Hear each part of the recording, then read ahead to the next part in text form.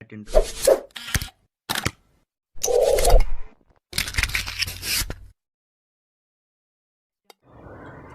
Coaching সেন্টারের YouTube চ্যানেলে তোমাদের সবাইকে আর একবার স্বাগত জানাই।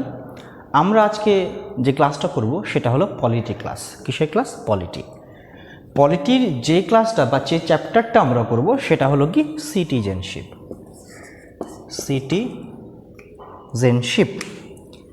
সিটিজেনশিপ মানে কি?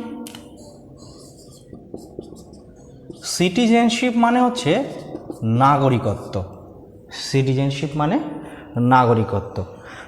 তাহলে এই নাগরিকত্ব মানে ভারতের নাগরিকত্ব পেতে গেলে বা নাগরিকত্ব পাওয়ার কন্ডিশন কী কী, রুলস অ্যান্ড রেগুলেশনস কী কী, সেসব সম্বন্ধেই আমরা আলোচনা করব। দেখো, আমাদের কনস্টিটিউশনে কটা পার্ট আছে? পার্ট কটা আছে? 25টা পার্ট আছে। এই 25টা পার্টের মধ্যে সিটিজেনশিপ সম্বন্ধে কোন পার্টে আছে? সিটিজেনশিপ সম্বন্ধে আছে পার্ট 2। কত নম্বর পার্ট? পার্ট 2। এই পার্ট 2তে কী সম্বন্ধে বর্ণনা আছে? এই সিটিজেনশিপ সম্বন্ধে বর্ণনা রয়েছে। পার্ট 2 আর্টিকেল কত? আর্টিকেল হচ্ছে 5 থেকে 11। 5 থেকে 11। 5 থেকে আর্টিকেল 5 থেকে 11-র মধ্যে কিসের বর্ণনা আছে বা কী সম্বন্ধীয়? সিটিজেনশিপ সম্বন্ধীয়। সিটিজেনশিপ মানে কি? নাগরিকত্ব। এই নাগরিকত্ব পড়তে গেলে দুটো কথা এখানে চলে আসে। কি কথা? একটা হচ্ছে সিঙ্গেল সিটিজেনশিপ, আর একটা হচ্ছে ডুয়াল সিটিজেনশিপ। এই সিঙ্গেল সিটিজেনশিপ কি আর ডুয়াল সিটিজেনশিপ কি? সিঙ্গেল সিটিজেনশিপের বাংলা হচ্ছে এক নাগরিকত্ব বা একক নাগরিকত্ব। আর ডুয়াল সিটিজেনশিপ মানে কি? দ্বিনাগরিকত্ব। ব্যাপারটা কি? ব্যাপারটা হলো, দেখো, একটা দেশ অনেকগুলো স্টেট নিয়ে গঠিত। যেসব দেশের স্টেটের আলাদা করে কোনো নাগরিকত্ব নেই, সারা দেশের একটাই নাগরিকত্ব, সেখানে কি বলা হয়? সেটা হলো সিঙ্গেল সিটিজেনশিপ। আর ডুয়াল সিটিজেনশিপ কি?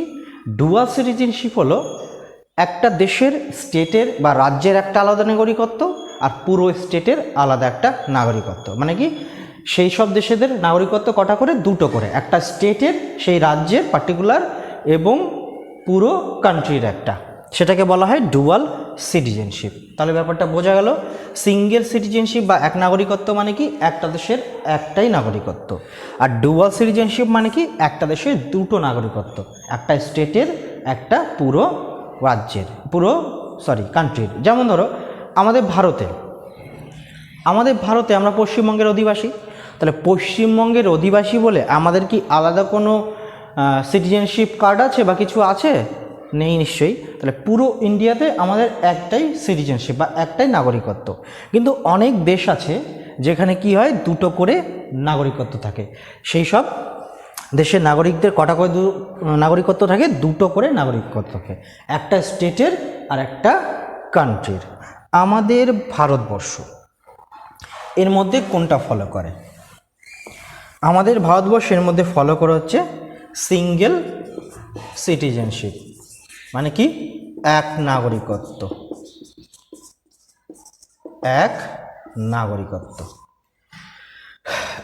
এই এক নাগরিকত্বের ধারণা কোথা থেকে নেওয়া হয়েছে?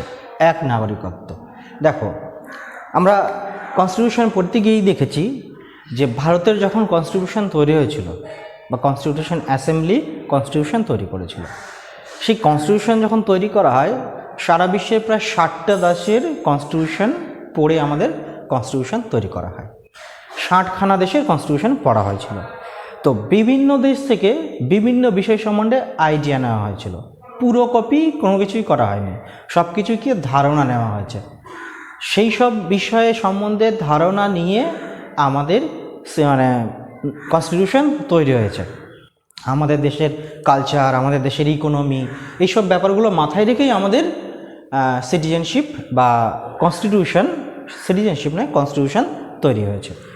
তো এই যে সিঙ্গেল সিটিজেনশিপ বা এক নাগরিকত্ব, এই যে এক নাগরিকত্বের ধারণা, এটা কোন দেশ থেকে নেওয়া হয়েছিল? Important point. এই এক নাগরিকত্বের ধারণা নেওয়া হয়েছিল হচ্ছে ব্রিটেন থেকে। কোথা থেকে? ব্রিটেন। ইম্পর্ট্যান্ট। সিঙ্গেল সিটিজেনশিপ বা এক নাগরিকত্বের ধারণা কোথা থেকে নেওয়া হয়েছিল? ব্রিটেন থেকে। আর এই সিঙ্গেল সিটিজেনশিপ বা শুধু সিটিজেনশিপ ব্যাপারটা কন্ট্রোল করে কে? সিটিজেনশিপ ব্যাপারটা কন্ট্রোল করে হচ্ছে হোম মিনিস্ট্রি।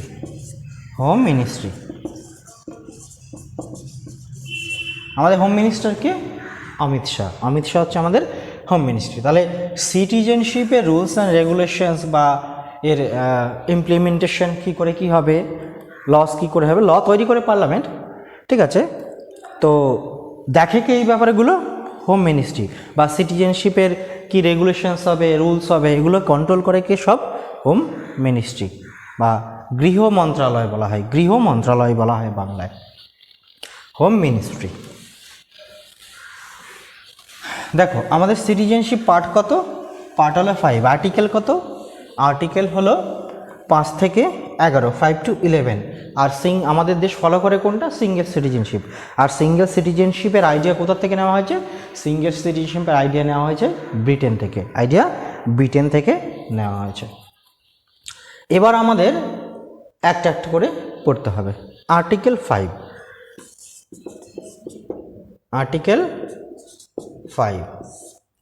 আর্টিকেল 5-এ কি আছে? আর্টিকেল 5-এ রয়েছে হচ্ছে আমাদের দেশের নাগরিকত্ব পাওয়ার কিছু নিয়মাবলী।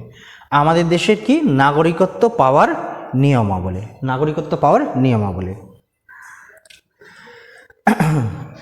আর্টিকেল 5-এ কি বর্ণনা রয়েছে? আমাদের দেশের কনস্টিটিউশন যখন ইমপ্লিমেন্ট হয় বা চালু হয়, ঠিক আছে, সেই মুহূর্তে পয়েন্ট করে লিখবে। আমাদের দেশের যখন কনস্টিটিউশন চালু হয়, যেদিন শুরু হয়, কবে শুরু হয়েছিল বা অ্যাডপ্ট করা হয় কবে? 26শে নভেম্বর 1949। আর চালু হয় কবে? 26শে জানুয়ারি। তো আর্টিকেল 5-এ কি আছে? At the time of implementation of our constitution. মানে কি? আমাদের সংবিধান লাগু হওয়ার সময় তারপরে বিভিন্ন শর্তাবলী আছে। কি সেই শর্তাবলী? সেই শর্তাবলীগুলো যারা অবলম্বন করবে বা থাকবে যাদের, তারাই কি পাবে? ভারতের নাগরিকত্ব পাবে। এটাই রয়েছে আর্টিকেল 5। আর্টিকেল 5-এ কী রয়েছে ভালো করে বুঝে নাও। সেটা হচ্ছে ভারতের কনস্টিটিউশন যখন শুরু হয় বা লাগু হয়, যেটাকে বলা হয়, সেই মুহূর্তে কিছু কন্ডিশনস আছে। এই কন্ডিশনসগুলো যারা ফুলফিল করবে বা যাদের থাকবে এই কন্ডিশনসগুলো, তারাই কি পাবে? ভারতের নাগরিকত্ব পাবে। এটাই রয়েছে কি? আর্টিকেল 5-এ। এবার দেখিনি সেই কন্ডিশনসগুলো কি কি। দেখো প্রথম condition, first condition, who has been born in the Indian territory. মানে কি? যে ইন্ডিয়ান যে টেরিটরি, যে ইন্ডিয়ার যে এলাকা, পুরো ভারতের যে এলাকা, সেই এলাকার মধ্যে যে জন্মগ্রহণ করবে তাকে কি হবে? ভারতের নাগরিকত্ব দেওয়া হবে। এটা ছিল ফার্স্ট কন্ডিশন। দেখো প্রথমে যে কন্ডিশনসগুলো ছিল, পরে কিন্তু অনেক কন্ডিশনসই চেঞ্জ হয়ে গেছে। তো আমরা সেটা পরে আলোচনা করব যে কোন কোন কন্ডিশনসগুলো এখন আর নেই। প্রথমে কোনটা ছিল সেগুলোই আমরা আলোচনা করব।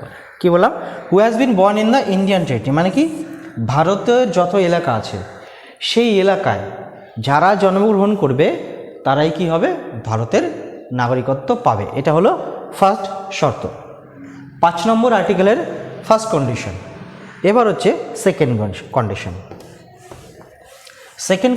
কি? এই কন্ডিশনসগুলো কিন্তু ইম্পর্টেন্ট। দেখো পরীক্ষায় কীরকম কোশ্চেন দেয় জানো তো? যদি আর্টিকেল 5 থেকে কোশ্চেন দেবে, আর্টিকেল 5 থেকে যখন কোশ্চেন দেবে পরীক্ষায়, এমন কোশ্চেন দেবে, 4টে শর্ত দিয়ে দেবে, বলবে এর মধ্যে কোনটা ইন্ডিয়ার সিটিজেনশিপ হওয়ার শর্ত নয়। বোঝা গেল ব্যাপারটা? এর মধ্যে কোনটা ইন্ডিয়ান সিটিজেনশিপ হওয়ার শর্ত নয়। কিংবা আরও 4টে অপশানে দিয়ে বললো যে এর মধ্যে কোনটা ইন্ডিয়ার সিটিজেনশিপ পাওয়ার শর্ত, অন্যতম একটা শর্ত। সেজন্য প্রত্যেকটা শর্ত ইম্পর্টেন্ট। ফার্স্ট শর্ত আমরা কি দেখলাম? যে ভারতের যে এলাকা আছে সেই এলাকার মধ্যে যে জন্মগ্রহণ করবে তাকেই কি করা হবে? ইন্ডিয়ার সিটিজেনশিপ দেওয়া হবে। নেক্সট 2 নম্বর শর্ত কি? 2 নম্বর শর্ত হচ্ছে বাবা মা, either of the parents who has been born in India, বাবা বা মায়ের মধ্যে যে কোনো একজন যদি ভারতীয় হয় তাহলে তার যে পরের জেনারেশন, সেই জেনারেশন কি করবে, ইন্ডিয়ার নাগরিকত্ব পাবে। বাবা বা মায়ের যে কোনো একজন, ভালো করে বুঝবে। প্রথম শর্ত আমি কি দেখলাম, প্রথম শর্ত দেখলাম যে ভারতের মধ্যে জন্মগ্রহণ করলেই কি হবে, ভারতের নাগরিকত্ব হবে। কিন্তু ধরো সেই সময়ে বিদেশ থেকে কেউ একজন ভারতে এসেছে, কোনো একটা কাপল, এবং সে প্রেগনেন্ট ছিল, তারপরে কি হলো, ইন্ডিয়াতে তার একটা বাচ্চা হলো, তো তাহলে সেই বাচ্চাটা কি ইন্ডিয়ার হয়ে যাবে? না, ইন্ডিয়ার হবে না। কারণ কি? কারণটা হলো এই দ্বিতীয় শর্ত। প্রথম শর্ত কি ছিল, তাকে ভারতবর্ষে জন্মগ্রহণ করতে হবে, হয় ভারতবর্ষে অনেকগুলো নিয়মাবলীর একটা, তার মধ্যে একটা কি, ভারতে তাকে অবশ্যই জন্মগ্রহণ করতে হবে, ঠিক আছে। তারপরে কি 2 নম্বর শর্ত হলো, বাবা বা either of the parent who will be born in India will be citizen. মানে কি, ভারতে যদি জন্মগ্রহণ করে কোনো বাচ্চা বা কোনো শিশু, তাহলে তার বাবা বা মায়ের মধ্যে যে কোনো একজনের কী হতে হবে, ভারতীয় হতে হবে। যে কোনো একজনের ভারতীয়, দুজনেরই কেন হতে পারে না? দুজনের কেন বলা হয়নি যে দুজনকেই ভারতীয় হতে পারে? দেখো, ভারতের কোনো নাগরিক বাইরের দেশের কোনো মহিলাকে বা ভারতের কোনো মহিলা বাইরের দেশের কোনো পুরুষকে বিবাহ করতেই পারে, তাহলে সে কি ইন্ডিয়ারা থাকবে না? অন্য দেশে যদি বিয়ে করে নেয় তাহলে কি থাকবে না? অবশ্যই থাকবে। তাহলে কি বললাম, বাবা বা মায়ের, সেই জন্য এখানে দুজনকেই বলেনি যে বাবা এবং মা দুজনকেই ভারতীয় হতে হবে, এমন কোনো কন্ডিশন নেই, যে কোনো একজনের হয়ে যাবে। কারণ কি, ভারতীয় কোনো মহিলা বা পুরুষ বাইরের কোনো দেশের মহিলা বা পুরুষকে কি করতে পারে, বিবাহ করতেই পারে। সেই জন্যই কি বলা হয়েছে যে বাবা বা মায়ের যে কোনো একজনকে কি করতে হবে, ভারতীয় হতে হবে। এটা গেল 2 নম্বর কন্ডিশন। তাহলে কি হবে, তার যে শিশু হবে বা চাইল্ড হবে, সেই চাইল্ড কি করবে, ভারতীয় নাগরিকত্ব পাবে। নেক্সট 3 নম্বর শর্ত কি? 3 নম্বর শর্ত আছে যে ভারতের সংবিধান যখন চালু হয়েছিল, 3 নম্বর শর্তটা কি, ভারতের সংবিধান যখন লাগু হয় কত সালে, 1950-তে, সেই মুহূর্তে বা তার সেই দিন থেকে 5 বছর, সেই দিন থেকে তার 5 বছর আগে পর্যন্ত, 5 বছরের মধ্যে কেউ যদি ভারতীয় বসবাস করে থাকে, কোনো বিদেশি যদি 5 বছর বসবাস করে থাকে, তাহলে কি হবে, সে ভারতের নাগরিকত্ব পাবে। কত বছর? 5 বছর তাকে বসবাস করতে হবে। সেই জন্য কি হবে, তাহলেই সে কি করতে পারে, ভারতীয় নাগরিকত্ব পেতে পারে। এই 3টে হলো আর্টিকেল 5-এর শর্ত। তাই কি বললাম শর্তগুলো, আরেকবার রিভাইজ করে নিই। শর্তগুলো হচ্ছে, কেউ যদি 5 নম্বর আর্টিকেলে কি আছে বললাম, যে ভারতীয় সিটিজেনশিপ পাওয়ার যে শর্তগুলো, সেই শর্তগুলো 3টে শর্ত দেওয়া আছে। কি কি শর্ত? শর্তগুলো হচ্ছে, তাকে অবশ্যই ভারতে জন্মগ্রহণ করতে হবে। 2 নম্বর শর্ত কি? 2 নম্বর শর্ত হলো বাবা মা বা মায়ের যে কোনো একজনকে কী হতে হবে, ভারতীয় হতে হবে, তাহলেই সে কী পাবে, তাদের যে চাইল্ড হবে সেই চাইল্ড ভারতীয় নাগরিকত্ব পাবে। 3 নম্বর শর্ত কি, যে 3 নম্বর শর্ত হলো আর্টিকেল মানে কনস্টিটিউশন যখন চালু হয়, সেই সময় যদি কেউ 5 বছরের জন্য বসবাস করে থাকে, তাহলে কী পাবে, কোনো বিদেশি যদি 5 বছরের জন্য বসবাস করে থাকে, তাহলে কি পাবে, সে ভারতীয় নাগরিকত্ব পাবে। এটা গেল আর্টিকেল 5। আর্টিকেল 5টা একটু বড়, এই শর্তগুলো কিন্তু ইম্পর্টেন্ট, এই শর্তগুলো কিন্তু মনে রাখতে হবে। কি কি শর্ত? আগেই বলেছি যে কোশ্চেন কীভাবে দেয়, 4-5টা শর্ত দিয়ে দিল, তারপরে বললো যে এর মধ্যে কোনটা ইন্ডিয়ান নাগরিকত্ব হওয়ার শর্ত আমাদের ছিল না, ঠিক আছে। এবার হচ্ছে আর্টিকেল 6। আর্টিকেল 6-এ কি আছে? আর্টিকেল 6-এ আছে হচ্ছে, দেখো, ভারত যখন স্বাধীন হয়েছিল, কবে?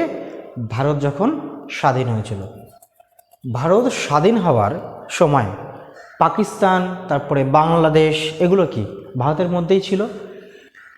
পাকিস্তান আর বাংলাদেশ ভারতের মধ্যেই ছিল, কিন্তু স্বাধীনতার সময় কি হয়ে যায়, বাংলাদেশ আর পাকিস্তান আলাদা হয়ে যায়। যেহেতু বাংলাদেশ আর পাকিস্তান আলাদা হয়ে গেল, সেই জন্য কি হলো, বাংলাদেশটাকে বাংলাদেশ ইস্ট পাকিস্তান বলা হলো, আর একটাকে হলো পাকিস্তান। তো পাকিস্তানটাকে ঘোষণা করা হলো যে ওটা স্পেশালি মুসলিমদের জন্য। তো সেই সময় কী হবে, পাকিস্তানে বিভিন্ন লোক, অনেক হিন্দু ছিল, মানে তখন স্বাধীনতার আগে পর্যন্ত এরকম ভাগ ছিল না, আর এরকম ইয়েও ছিল না যে এইখানে মুসলিমরা বসবাস করতে পারবে, এখানে হিন্দুরা বসবাস করতে পারবে। পাকিস্তানের দিকটা যদিও মুসলিম বেশি ছিল, মানে বর্তমান যেটা পাকিস্তান, সেই সময় কি ওই জায়গাটায় মুসলিমদের বসবাস বেশি ছিল এবং হিন্দু বা শিখদের বসবাস একটু কম ছিল। সেই জন্য কী করা হয়েছিল, ওই জায়গাটাকে আলাদা রূপে পাকিস্তান হিসেবে দেওয়া হয়েছিল।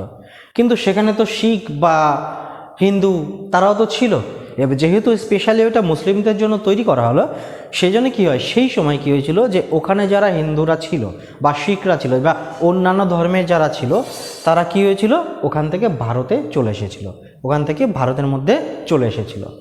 তো আর্টিকেল 6-এ কী বর্ণনা আছে সেটাই, যে পাকিস্তান থেকে স্বাধীনতার পরে যারা ভারতে মাইগ্রেট হয়েছে, মানে পাকিস্তান থেকে যারা ভারতে চলে এসেছে, পাকিস্তান থেকে আগত, পরিষ্কার বাংলায় লেখানো, যে পাকিস্তান থেকে ভারতে আগত নাগরিকদের দেওয়া হবে কত নম্বর আর্টিকেলে নাগরিকত্ব দেওয়া হয়, আর্টিকেল নাম্বার 6। ইম্পর্টেন্ট কিন্তু কি বললাম, পাকিস্তান থেকে আগত যারা মানুষ বা যারা ভারতীয়, পাকিস্তান থেকে আগত মানুষদের কি হবে, সিটিজেনশিপ ইন্ডিয়াতে দেওয়া হবে বিনা শর্তে, কোনো শর্ত নেই তার জন্য।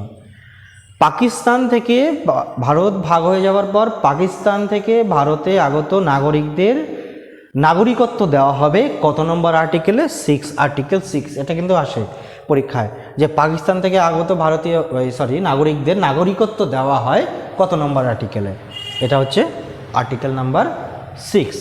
আর্টিকেল নাম্বার 6-এ আরেকবার বলে দিই, পাকিস্তান ইন্ডিয়া ভাগ হয়ে যাওয়ার পর পাকিস্তানকে কি ঘোষণা করা হলো, আলাদা একটা মুসলিম কান্ট্রি হিসেবে, মুসলিমদের বেশি বসবাস, এবং ভারত থেকে প্রচুর মুসলিম পাকিস্তানে চলে গেছিলো, এবং পাকিস্তান থেকে সবাই তো আর যায়নি, যাদের যাদের ইচ্ছা হয়েছে, কোনো শর্তও ছিল না যে এদের যেতে হবে, কিন্তু কন্ডিশনস অন্যরকম ছিল, সে বিষয়ে আমরা এখানে আলোচনা করব না। তো যারা ইচ্ছে হয়েছিল চলে গেছিলো, যাদের ইচ্ছে হয়েছিল ওখানে রয়ে গেছিলো, যারা চলে এসেছিলো পাকিস্তান থেকে, যেহেতু ওটা আলাদা রাষ্ট্র হিসাবে ঘোষণা করা হলো এবং বাংলাদেশকে, সেই সময় যারা পাকিস্তান থেকে কি হয়েছিল, ভারতে চলে এসেছিল, যেসব নাগরিকরা, তাদের নাগরিকত্ব দেওয়া হয় বিনা শর্তে, বিনা শর্তে চলে আসলেই নাগরিকত্ব কি আর্টিকেল 6-এ দেওয়া হয় তাদের নাগরিকত্ব। নেক্সট আর্টিকেল হলো আর্টিকেল 7। আর্টিকেল কত, আর্টিকেল 7। আর্টিকেল 7-এ কী আছে, আর্টিকেল 6-এ আমরা কি দেখলাম, পাকিস্তান থেকে যারা ভারতে আসবে তাদের নাগরিকত্ব দেওয়া হবে। আর্টিকেল 7-এ কী বর্ণনা আছে না, আর্টিকেল 7-এ বর্ণনা আছে ভারত থেকে যারা পাকিস্তানে যাবে তাদেরকে নাগরিকত্ব দেওয়া হয়ে যাবে। শুনে অবাক হচ্ছে তাই না, অবাক হওয়ারই কথা, আমিও প্রথম হয়েছিলাম। ব্যাপারটা কি, ব্যাপারটা হলো ওটাই কিন্তু যেটা বললাম, যে ভারত থেকে যারা পাকিস্তানে যাবে তাদেরকে কী করা হবে, ওই বাটোয়ারা করার সময়, যখন ইন্ডিয়ার ভাগ বাটোয়ারা করা হয়েছিল, পাকিস্তান ইন্ডিয়া আলাদা করা হয়েছিল, যখন কি বললাম, আর্টিকেল 6-এ কী আছে, পাকিস্তান থেকে যারা ভারতে আসবে তাদেরকে নাগরিকত্ব দেওয়া হবে। পরিষ্কার, এটা একদম আর্টিকেল 6-এ পরিষ্কার বর্ণনা আছে। আর্টিকেল 7-এ কী বর্ণনা আছে, যে ইন্ডিয়া থেকে যারা পাকিস্তানে যাবে তাদেরকে ভারতীয় নাগরিকত্ব দেওয়া হবে। ব্যাপারটা শুনে কেমন একটা অবাক লাগছে না, যে ইন্ডিয়া থেকে পাকিস্তানে যাবে তাদের কেন ভারতীয় নাগরিকত্ব দেওয়া হবে? কিন্তু ব্যাপারটা হলো যে সেই সময় পরিস্থিতি তো অন্যরকম ছিল, অনেকে পরিস্থিতির চাপে পড়ে আসতে বাধ্য হয়েছে, আবার অনেকে পরিস্থিতির চাপে পড়ে যেতে বাধ্য হয়েছে। বোঝা গেল ব্যাপারটা? সেই সময় পরিস্থিতি, ভারতীয় পরিস্থিতি তো ভালো ছিল না বাটোয়ারা যখন হয়েছিল, তো অনেকে পরিস্থিতির চাপে পড়ে ইন্ডিয়াতে আসতে বাধ্য হয়েছে, অনেকে পরিস্থিতির চাপে পড়ে ইন্ডিয়া থেকে চলে যেতে পাকিস্তানে বাধ্য হয়েছে। তো এই আর্টিকেল 7টা তাদের জন্য রাখা হয়েছে। কাদের জন্য? যারা সেই পরিস্থিতিতে সেই সময়ে পাকিস্তান চলে যেতে বাধ্য হয়েছিল, কিন্তু পরে পরিস্থিতি আর সবসময় তো একরকম ছিল না। এবার যারা চলে গেছিল তাদেরকে কি হয়, ওখানে গিয়ে যারা চলে গেছিল তারা ওখানে গিয়ে ঠিকমতো সেটেল হতে পারেনি, বা ওখানেও তারা ঠিকঠাক বসবাস করতে পারছিল না সেই সময়ে, সেই পরিস্থিতিতে। তো অনেকে শখে চলে গেছিল, আবার অনেকে বাধ্য হয়ে চলে গেছিল। তো যারা বাধ্য হয়ে বা শখে চলে গেছিল তারা গিয়ে ওখানে গিয়ে পাকিস্তানে গিয়ে যখন আবার বসবাস করতে পারলো না, বসবাস করতে আর যখন পারলো না, ব্যাপারটা ভালো করে বুঝবে কিন্তু, যারা যখন চলে গেছিল ঠিক সেই সময়ে পরিস্থিতির চাপে পড়ে বা ইচ্ছে করে যে কোনোভাবে হয়, কিন্তু ওখানে গিয়ে দেখলো যে না, এই দেশটা আমাদের জন্য নয়, এখানে আমরা বসবাস করতে পারবো না। উইদিন 1 ইয়ার, কত, উইদিন 1 ইয়ার, 1 বছরের মধ্যে যারা আবার ফিরে এসেছিল বা ফিরে আসবে, এরকম ব্যাপারটা ছিল যে 1 বছরের মধ্যে যারা আবার ফিরে এসেছিল তাদেরকে কি দেওয়া হবে, আবার ভারতীয় নাগরিকত্ব দেওয়া হবে। ব্যাপারটা কি আবার বুঝিয়ে বলছি। যখন ভারতের ভাগ করা হয়েছিল তখন পরিস্থিতি ভালো ছিল না, না পাকিস্তানের না ভারতের। তখন অনেকে পরিস্থিতির চাপে পাকিস্তানে চলে যেতে বাধ্য হয়েছিল, অনেকে শখ করে চলে গেছিলো। তো ওখানে যখন গিয়ে দেখলো, যারা তো পাকিস্তান থেকে চলে এসেছিল বাধ্য হয়ে বা যে কোনো কারণেই হোক, তাদেরকে তো আর্টিকেল 6-এ নাগরিকত্ব দেওয়া হচ্ছে। এবার আর্টিকেল 7 আমি কি বললাম, আর্টিকেল 7 বলছে যে যারা ভারত থেকে পাকিস্তানে চলে গেছিল তাদেরকেও নাগরিকত্ব দেওয়া হবে। কখন দেওয়া হবে, যদি সেই সব নাগরিকত্ব মানে সেই সব নাগরিকরা 1 বছরের মধ্যে আবার ভারতে চলে আসে, 1 বছরের মধ্যে আবার ভারতে চলে আসে, তাহলেই কি করা হবে, তাদেরকে ভারতীয় নাগরিকত্ব দেওয়া হবে। ব্যাপারটা ক্লিয়ার হয়েছে, আশা করি বোঝাতে পেরেছি। তো আর্টিকেল 7টা বোঝা গেছে। তো আর্টিকেল 6-এ কি আবার রিভাইজ করে দিচ্ছি। আর্টিকেল 6 হচ্ছে যারা পাকিস্তান থেকে ভারতে এসেছিল তাদেরকে নাগরিকত্ব দেওয়া হবে আর বিনা শর্তে। আর আর্টিকেল 7-এ কি, যে যারা ইন্ডিয়া থেকে বা ভারত থেকে পাকিস্তানে চলে গিয়েছিল তাদেরকেও নাগরিকত্ব দেওয়া হবে, কিন্তু তাদের একটা শর্ত আছে। কি শর্ত, যে যাওয়ার 1 বছরের মধ্যে, মানে স্বাধীনতার ঠিক, এটা ভ্যালিড ছিল 48 সাল পর্যন্ত, 1948 পর্যন্ত এটা ভ্যালিড ছিল। কারণ কি 1948, কারণ 1947-এ বাটোয়ারা হয়েছিল, ভাগ হয়েছিল, ঠিক আছে। এই 1947 থেকে 48 এটা ছিল টাইম লাইন। কেন বলছি, কারণ ওই যে বলেছি 1 বছরের মধ্যে, কারণ স্বাধীন হয়েছিল 47-এর অগাস্টে, আর 48-এর অগাস্ট পর্যন্ত যারা আবার পাকিস্তান থেকে ভারতে আবার চলে এসেছিল, মানে যারা গেছিল, তারা যদি আবার চলে আসে কি হয়, তাদেরকেও নাগরিকত্ব দেওয়া হবে। কত নম্বর আর্টিকেলে, আর্টিকেল 7-এ। তাহলে বোঝা গেল ব্যাপারটা, ক্লিয়ার হয়েছে আশা করি সবার। তো আর্টিকেল সম্বন্ধে এই ভিডিওটা এই পর্যন্তই থাক। নেক্সট ভিডিওতে বা নেক্সট ক্লাসে আমরা কী করব, এরপরে যে আর্টিকেলগুলো রয়েছে সেই আর্টিকেলগুলো সম্বন্ধে আমরা সম্পূর্ণভাবে একদম আমি বোঝাতে চেষ্টা করব। দেখো, সবার বোঝার ক্ষমতাও সমান নয়, সবার বোঝানোর ক্ষমতাও সমান নয়। আমার যেটুকু ক্ষমতা আমি সেটুকু দিয়ে তোমাদেরকে বোঝানোর চেষ্টা করি, আমার বেস্টটা দেওয়ার আমি সবসময় চেষ্টা করি। তাতেও কি হয়, অনেক সময় অনেকে সেগুলোকে ঠিকঠাক নিতে পারে না। তো তার জন্য চিন্তার কোনো কারণ নেই। তোমাদের যদি কোনো ব্যাপারে কোনো হেল্প লাগে বা কোনো জিনিস বুঝতে পারছো না, তোমরা কমেন্ট করে জানাতে পারো, আমাকে পার্সোনালি SMS করে জানাতে পারো যে দাদা ওই ব্যাপারটা আবার বুঝিয়ে দাও আমাদেরকে, ওই ব্যাপারটা আমি বুঝতে পারছি না। আমি অবশ্যই একবার কেন 1000 বার আমি বুঝিয়ে দেবো। যতক্ষণ তুমি না বুঝবে ততক্ষণ আমি বুঝিয়ে দেবো। আমার বেস্ট দিয়ে আমি চেষ্টা করব তোমাদেরকে বোঝানো। তো ভিডিওটা তাহলে এই পর্যন্তই থাক। তোমরা সবাই ভালো থেকো, সুস্থ থেকো। Thank you.